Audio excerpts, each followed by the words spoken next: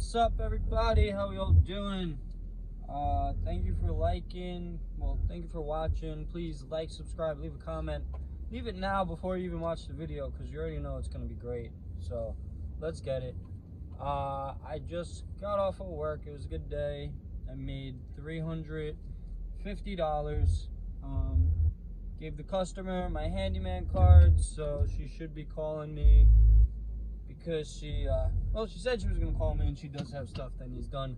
So more money to potentially be made. But $350, I'm happy with that. Besides that, this week was a really good week from Monday to Sunday. At work alone, I made about $3,000 just at work, and besides that, I had 3 side jobs this week, where one was I moved someone to Delaware and made $1,200 on that one. I had 2 employees, paid them both really well, plus they got tipped, and yeah, so I made $1,200 there. 3,000 at work, that's 42.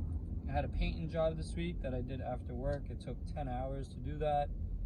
I charged the lady $1,000. I paid my guy $300, and then I spent about $100 on material, so I made $600 on that, which was cool. So that brings me up 48.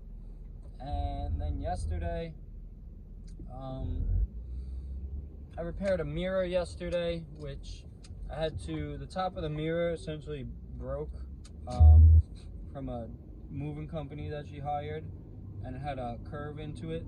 So I never done a job like this before, but I bought plywood and I cut out pretty much an identical mold of what was there and stained it, put it on the mirror, and yeah, it looked really well. The only problem is I priced the job wrong, because I've never done something like this. So normally when it's my first time doing a job I've never done, I give them a really good price, because I'm looking at it as a learning experience, and then when I do it next time, I'll have the knowledge of how to do the job plus the knowledge of how to price it. So I charged $325, went to Home Depot, bought a bunch of material. I spent $150 on material, so automatically I'm at $175 left to be made.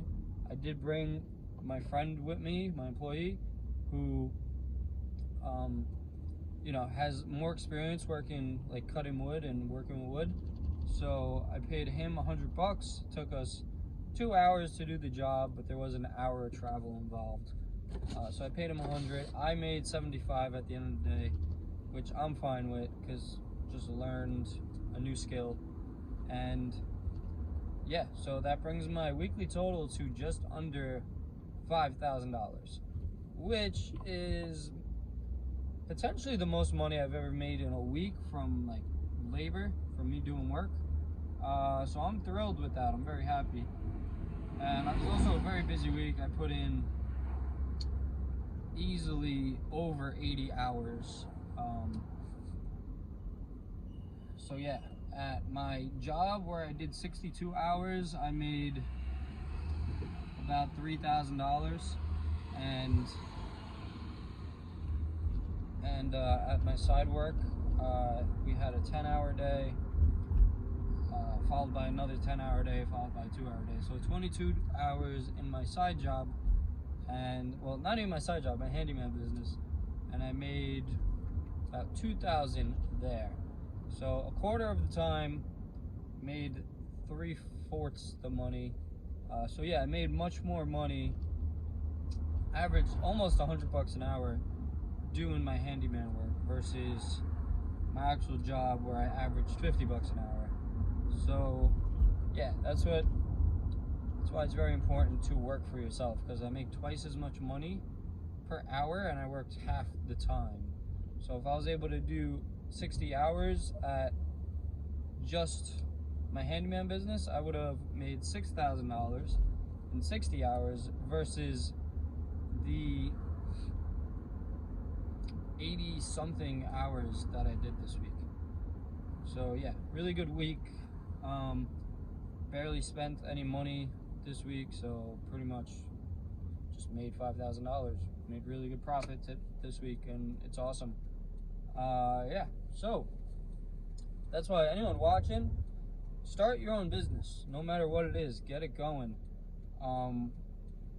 and work on it, grow it. At first, I was making like $200 a week, mounting one TV a week. You know, it took time to find the job, and I just wasn't as confident as like telling people what I could accomplish. Now, like anyone I tell I mount TV, they know the confidence that's coming off of me because I mounted plenty of TVs by this point, so I could easily do it. I'm not worried by any means. There's other jobs that I'm a little more hesitant to do, but you have to do them because otherwise you're never going to learn.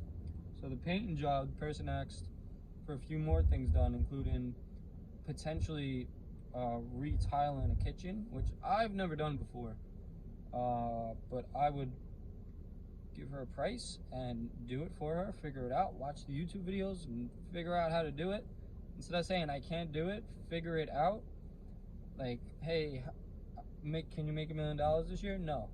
It's like, yeah, I can. Let me figure it out. You know, we all have the potential to make as much money as we possibly can today, this year, in the next 10 years. It's just about figuring it out, how to do it. That's really it. And it comes down to overcoming your laziness, and if you have a plan, executing it. So we're all capable of doing amazing things. It's just the limiting beliefs we put on ourselves. If we say we can't do it, we're not going to do it. If I told myself I couldn't do a handyman business, I would have made $3,000 this week instead of almost $5,000. So extra $2,000 this week, which is awesome. I'm very happy with that.